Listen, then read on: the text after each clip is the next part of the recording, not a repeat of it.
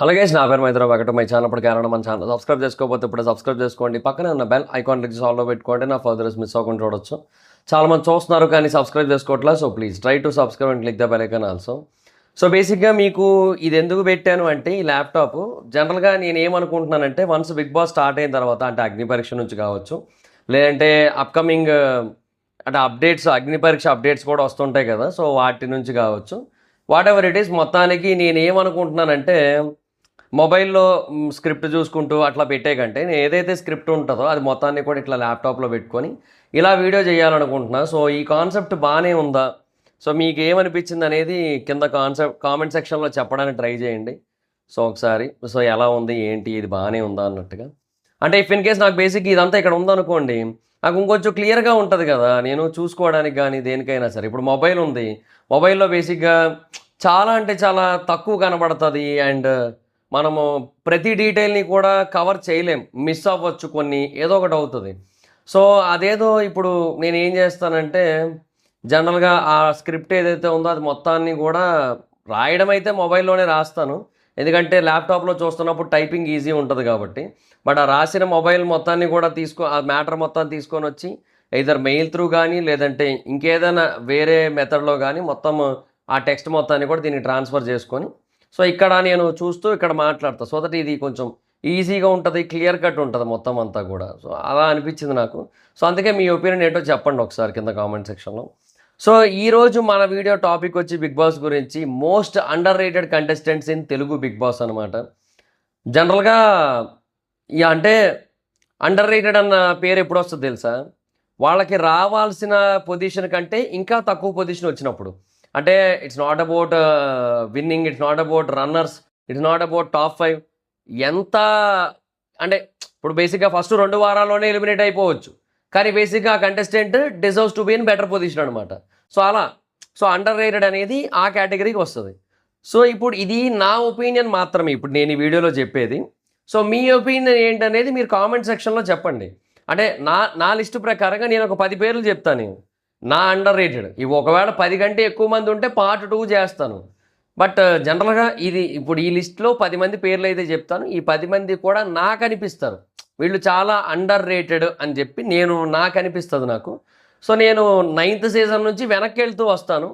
So సీజన్కి ఒకరిని లేదా ఇద్దరిని తీసుకుంటాను. ఇఫ్ ఇన్ కేస్ ఆ సీజన్లో నిజంగా వాళ్ళు టూ మచ్ అండర్ రేటెడ్ అని కనుక ఇద్దరు విషయాలు అనిపిస్తే ఇద్దరు పేర్లు చెప్తాను. సో అప్పుడు మనకి ఎక్కువ పేర్లు అవుతున్నాయి అన్నట్టయితే మనం బేసిక్గా పార్ట్ 2 చేసుకోవచ్చు, అలా అనమాట. సో మీరు బేసిక్గా మీ దృష్టిలో 9th సీజన్ నుంచి మొదలు పెట్టండి, అలా వెనక్కి వెళ్ళండి. కామెంట్ సెక్షన్లో 10 పేర్లు రాయండి మీ దృష్టిలో ఎవరు underrated, most underrated contestants of Telugu big Boss అనమాట. సో అలాగా మీ లిస్ట్ ఏంటో చెప్పండి. సో నా లిస్ట్ అయితే నేను చెప్తాను ఇప్పుడు ఈ వీడియోలో. సో ఫస్ట్ సీజన్ 9 నుంచి కనుక మొదలు పెట్టినట్టయితే నా దృష్టిలో మోస్ట్ అండర్ రేటెడ్ కంటెస్టెంట్ అని ఎవరి పేరు చెప్తానంటే డిమాన్ పవన్ పేరు చెప్తాను నేను. ఎందుకంటే డిమాన్ పవన్ బేసిక్గా కళ్యాణ్ అనే వ్యక్తి బేసిక్గా కామనర్గా వచ్చి, కళ్యాణ్ డిమాన్ ఇద్దరు కామనర్స్గా రావడం వల్ల అండ్ జనరల్గా ఇనీషియల్గా కొంచెం ఆ రీతు ట్రాక్ ఏదైతే ఉందో అది కొంతమందికి నచ్చకపోవడం వల్ల, అంటే డిమాన్ రీతు ట్రాక్ లాస్ట్ వరకు ఉంది అండ్ బయటకు వచ్చాక కూడా కంటిన్యూ చేశారు వాళ్ళు, అది వేరే విషయం. సో ఆ ట్రాక్ ఏదైతే ఉందో దానివల్ల కావచ్చు, సో కొంచెం ఎక్కడో కొంచెం వెనకబడ్డాడు డిమాన్, ఎందుకో కొంచెం వెనకబడ్డాడు. లేదంటే బేసిక్గా he deserves to be in much more better position అన్న ఒక ఫీల్ ఉంటుంది. లేదంటే అట్లీస్ట్ పొజిషన్ అని కాకపోయినా that appreciation, that followers count, that stardom, ఇవన్నిట్లో కూడా బేసిక్గా ఎక్కడో డిమాన్ వెనకబడ్డాడు అనిపిస్తుంది. తనకి రావాల్సిన దానికంటే ఎందుకో కొంచెం తక్కువే పేరు వచ్చింది అన్న ఫీలింగ్ అయితే కలుగుతుంది నాకైతే డిమాన్ పవన్ విషయంలో. బికాజ్ కళ్యాణ్ అనే వ్యక్తి ఉండడం వల్ల, కళ్యాణ్ బేసిక్ ఏంటి, కళ్యాణ్ కామనరే, కళ్యాణ్ ఏమో విన్నింగ్ రేస్లో ఉన్నాడు అండ్ చాలా అంటే చాలా మంచి పేరు పాపులారిటీ సంపాదించుకున్నాడు కళ్యాణ్. అండ్ ఒక ఆర్మీ జవాన్గా తనకు బేసిక్గా అదేమంటారు, అదొక పాజిటివిటీ ఉంది, అదొక కనెక్టివిటీ ఉంది. సో విలేజెస్లో చాలామంది తనని కనెక్ట్ చేసుకున్నారు, ఓన్ చేసుకున్నారు, ఇవన్నీ ఉన్నాయి.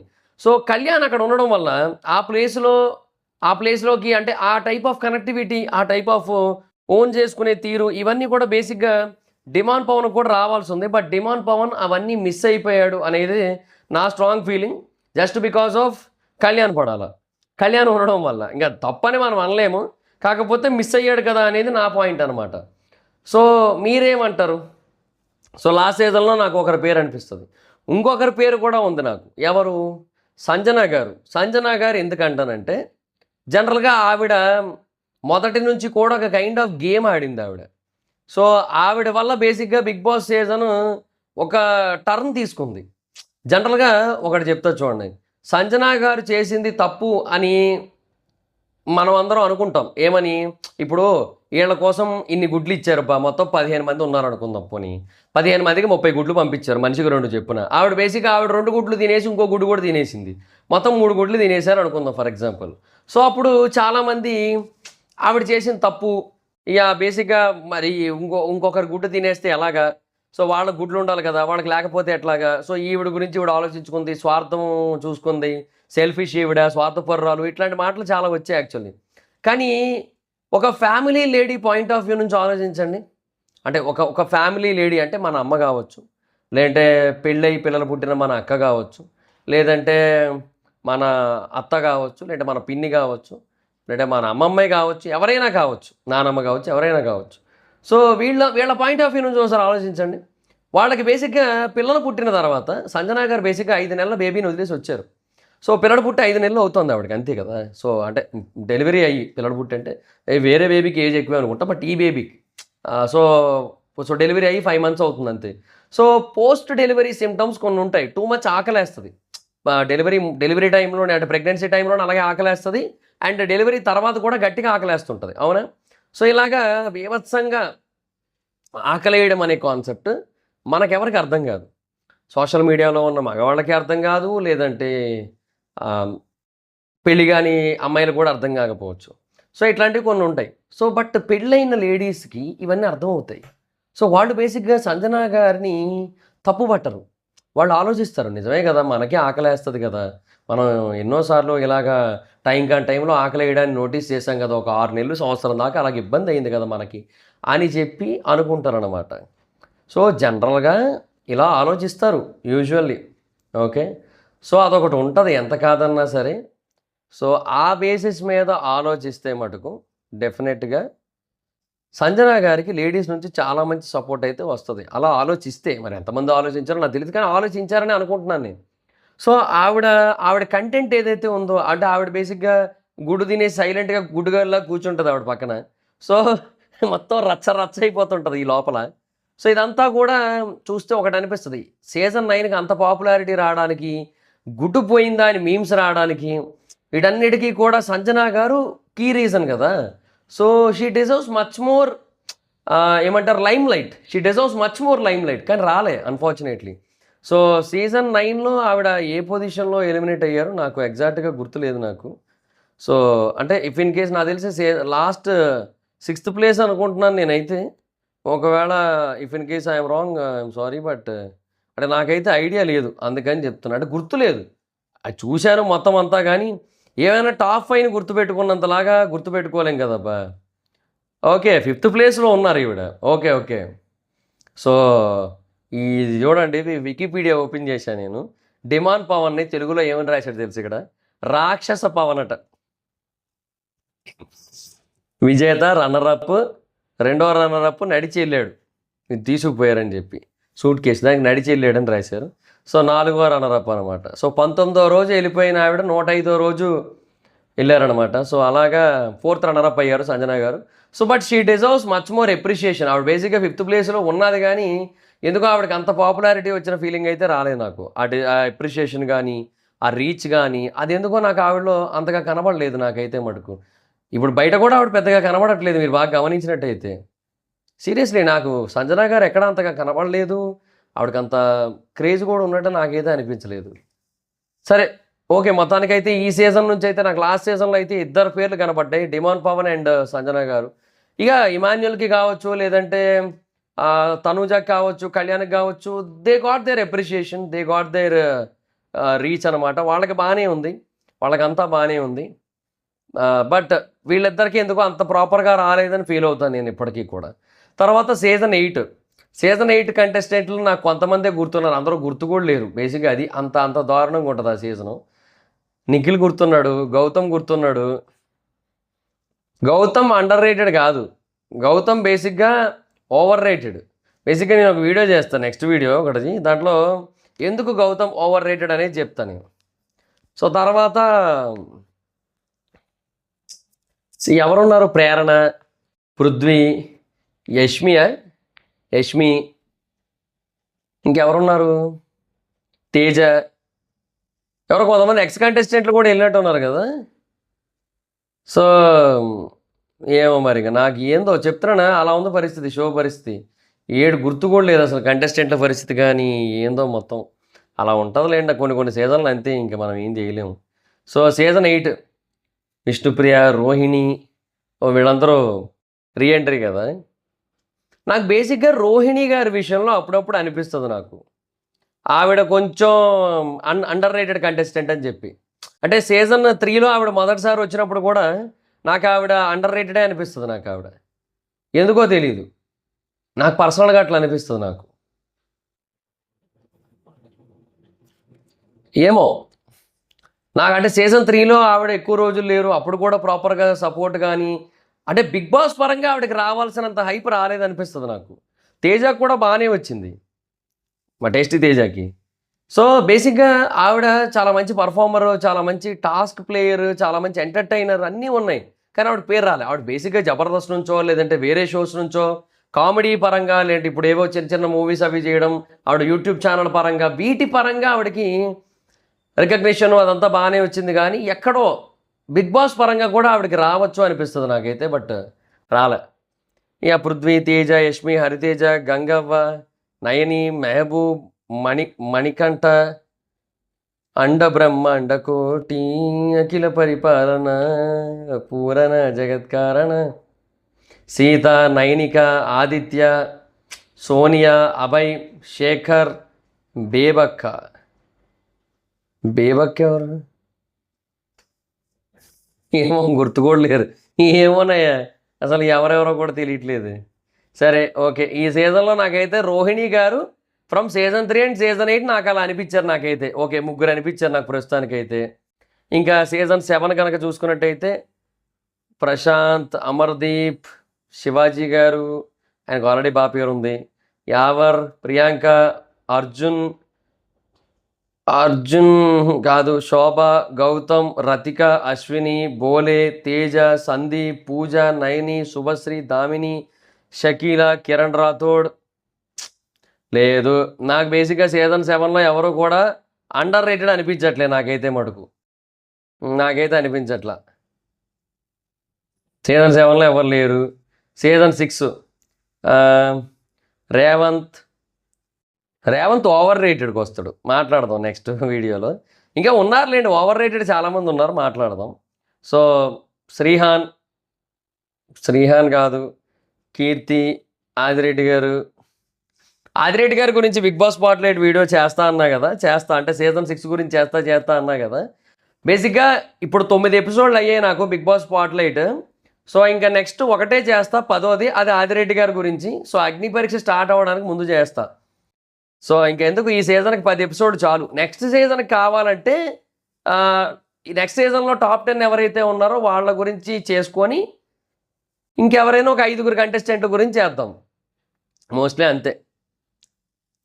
రోహిత్, శ్రీ సత్య, ఇనయ, ఫైమా, రాజ్, మెరీనా, వసంతి, బాలాదిత్య, గీతు, లేదు సూర్య, అర్జున్, ఇందులో కూడా అర్జున్ ఆయన ఇంకొక ఆయన ఉన్నాడు కదా, ఓకే, సుదీప, చంటి, ఆరోహి, నేహ, అభినయ, శనియ, ఓకే ఎవరో వచ్చినట్టు ఉన్నారు శని అన్న పేరుతో, ఏదో అదేందో సడన్గా నాకు గుర్తులేరు, నాకు అదే వచ్చిన ప్రాబ్లం.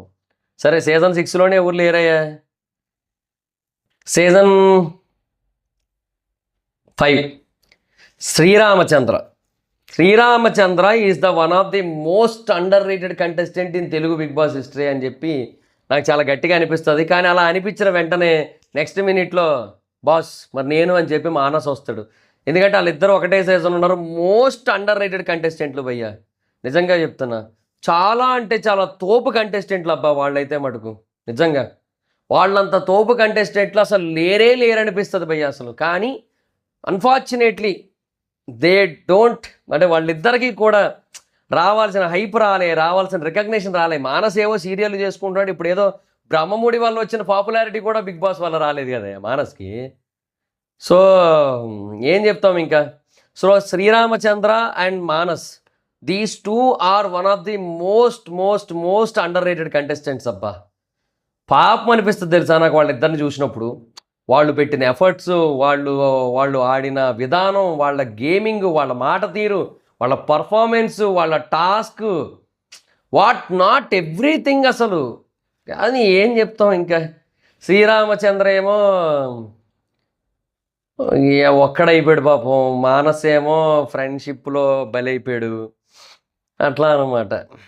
యా నెక్స్ట్ సిరి లేదు, కాజల్ లేదు, ప్రియాంక లేదు, రవి యాంకర్ రవణ కూడా అండర్ రేటెడ్ కంటెస్టెంటే అంట. ఎందుకో చెప్పనా, జనరల్గా ఒక వారం, మూడో వారం రవణ చేసిన ఆ ఒక్క తప్పు ఏదైతే ఉందో, ఆ ఒక్క తప్పు కనుక లేకపోయి ఉండుంటే రవణ బేసిక్గా కప్పు కొట్టును కూడా సీజన్ 5. ఆ రోజు తర్వాత ఇంకా డ్యామేజ్ కంట్రోల్ ఎంత ట్రై చేసినా కూడా ఉపయోగం లేకుండా పోయింది. అంటే తర్వాత ఇంకెంత ఎంటర్టైన్ చేసినా, ఎంత ఏమంటారు డ్యాన్స్ అది బాగా పర్ఫామ్ చేసిన, ఫ్యామిలీ వీక్లో తనకు చాలా మంచి సపోర్ట్ వచ్చిన, ఎంత వచ్చినా ఏం జరిగినా సరే ఇంకా డ్యామేజ్ కంట్రోల్ జరిగిపోయింది. So Ravana is like one small mistake. ఆ ఒక్క రోజు ఆ ఒక్క మాట అనకుండా ఉండాల్సింది ప్రియా గారితో. అమ్మాయి పేరేదో ఉంటుంది, లహరి కోసం అనుకుంటా, లహరి కోసం ఆ రోజు ఆ ఒక్క మాట అనకుండా ఉండాల్సింది అనిపిస్తుంది నాకైతే. సో లేదంటేనా తోపు కంటెస్టెంట్ అసలు. కానీ దెబ్బ అయిపోయింది ఇంకంతే అది. సో 6 అయ్యారు మనకి. బేసిక్గా సీజన్ 5లో 3 వచ్చారు మనకి. అని master, Jessie, Lobo, Vishwa, Priya, Shweta, Hamida, Nataraj. Number 7 Nataraj master, one of the most underrated contestant ఆయన కూడా. ఎందుకు అంటున్నానంటే బేసిక్గా నటరాజ్ మాస్టర్ కోపం చాలామందికి నచ్చకపోవచ్చు, కానీ నటరాజ్ మాస్టర్ని అర్థం చేసుకున్న వాళ్ళకి ఆయన మాట్లాడేది నిజాలు అని చెప్పి అర్థమవుతుంటాయి తెలుసా. నిజంగా అర్థమవుతుంటాయి. ఆయన చాలా నిజాలే మాట్లాడతాడు. ఆయన కొన్ని బేసిక్గా ఆయన ఎక్స్ట్రీమ్స్కి వెళ్ళిపోతాడు. ఇప్పుడు ఒకరు మాట్లాడింది తప్పు అని చెప్పడానికి, అంటే వాళ్ళు మాట్లాడే విధానం, వాళ్ళ ఆలోచన విధానం కరెక్ట్ కాదు అని చెప్పడానికి ట్యాగ్ లైన్లు అవసరం లేదు. సో నటరాజ్ మాస్టర్ ఏం చేస్తారు, ట్యాగ్లు వేస్తారు. గుంటనక్క అని, ఇంకోటని చెప్పి ట్యాగులు వేసేస్తారు. ఆ ట్యాగులు బేసిక్గా చాలా నెగిటివ్ అవుతాయి, చాలా నెగిటివ్ చేస్తాయి ఎంత కాదన్నా సరే. సో అది అతి చేస్తారు కానీ, ఆ విషయంలో అతికి వెళ్ళిపోతారు కానీ, ఎక్స్ట్రీమ్స్కి వెళ్ళిపోతారు కానీ ఆయన. Otherwise Nataraj master is one of the most underrated contestant అసలు. అది పక్కా. ఏం చెప్తాం ఇంకా పాపం. ఆయన బేసిక్గా ఆయన బిందుమాధవి కోసం చెప్పిన కొన్ని మాటలు ఉంటాయి నాకు ఇప్పటికీ గుర్తు. ఆ తర్వాత ఎన్నిసార్లు అనుకుంటే తెలుసా, సో చూడు నటరాజ్ మాస్టర్ అప్పుడే చెప్పాడు, ఇది అదే జరిగింది ఇక్కడ అని ఎన్నిసార్లు అనుకున్నాను నేను. అలా ఉంటుంది మరి ఇంకా. సరే సీజన్ 5 అయితే అయిపోయింది. ఇప్పటికీ 7 తేలేరు మనకి. నాకు తెలిసి పార్ట్ 2 అక్కర్లేదు అనుకుంటా లేని, పార్ట్ 2తో పని లేదు. నెంబర్ 8 సోహెల్. ఎందుకు సోహెల్ అంటున్నానంటే సీజన్ 4 టైంలో చాలా మంచి పేరు వచ్చింది సోహెల్కి, కానీ తర్వాత సోహెల్ని ఆల్మోస్ట్ మర్చిపోయారు పీపుల్. ఎందుకో తెలియదు కానీ బాగా మర్చిపోయారు సోహెల్ని. తను ఏదో రెస్టారెంట్ ఏదో పెట్టుకొని ఇప్పుడు ఏదో బాగానే ఉన్నాడు, కానీ అదర్వైజ్ సోహెల్ని చాలా వరకు మర్చిపోయారు పీపుల్. సినిమాలు వస్తున్నా చూడట్లా, తను ఎక్కడ కనబడుతున్నా అంటే సోషల్ మీడియాలో ఓకే కానీ, బట్ అదర్ దాన్ దట్ సోహెల్కి అంత హైప్ లేదు ఇప్పుడు. తర్వాత సీజన్ 5 నుంచే లేదు గట్టిగా మాట్లాడుకుంటే. ఆ మాటకు వస్తే చాలామందిని మర్చిపోతారు, కానీ నాకు ఎందుకో అప్పుడు కూడా సోహెల్కి రావాల్సినంత హైప్ రాలేదేమో అనిపిస్తుంది నాకు. అంటే అభిజిత్ మేనియాలో ఉన్నారు పీపుల్ అప్పుడు. అంటే అభిజిత్ మేనియాలో ఉండి అభిజిత్కి ఆపోజిట్గా అఖిల్ ఉండేసరికి, అభిజిత్కి ఆపోజిట్గా ఉన్నవాళ్ళు కూడా అఖిల్ని సపోర్ట్ చేశారు తప్పిస్తే సోహెల్ని చేయలే. సో సోహెల్ని బేసిక్గా ట్రూ ఎంటర్టైనింగ్ ఇష్టపడేటోళ్ళు చేశారు తప్పిస్తే అందరూ చేయలేదన్నమాట. సో అదొక పెద్ద ప్రాబ్లం అయిపోయింది నన్ను అడిగితే. సో అంతే. సో సోహెల్ అయితే ఉన్నాడు నెంబర్ 8 మెంబర్స్ అయిపోయారు మనకి. ఇక మోనల్, అవినాష్, లాస్య, మెహబూబ్, అమ్మ రాజశేఖర్, నోయల్, దివి, కుమార్ అంటే ఈయన అనుకుంటా అబ్బా, అదే కమీడియన్ ఆయన బేసిక్గా ఆయన్ని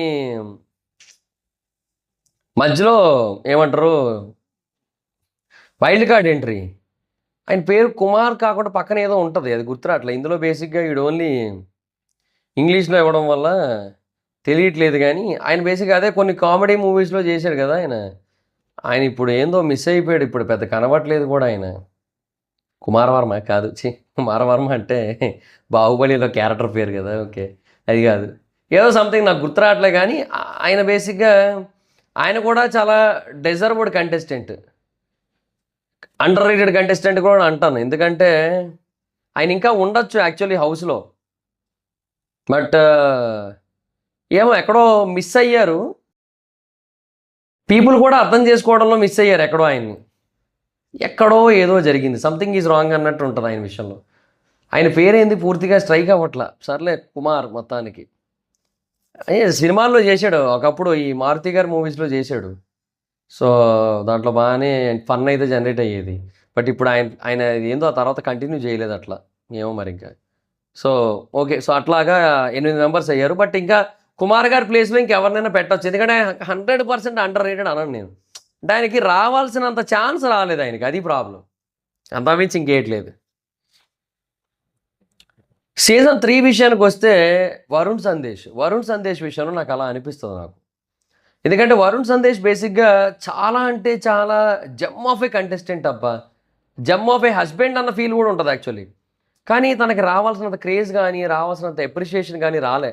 ఇక 4th ప్లేస్లో ఉన్నాడు బేసిక్గా, కానీ స్టిల్ ఎందుకో నాకైతే ఏమనిపిస్తుంది అంటే ఇంకా బెటర్ ప్లేస్లో ఉండొచ్చు, బయట అట్లీస్ట్ సోషల్ మీడియాలో కానీ తనకి క్రేజ్ పరంగా కానీ ఇంకా బెటర్గా ఉండొచ్చు అన్న ఒక ఫీలింగ్ అయితే ఉండేది. బట్ అన్ఫార్చునేట్లీ వరుణ్ కూడా చాలా వరకు మిస్ చేసుకున్నాడు.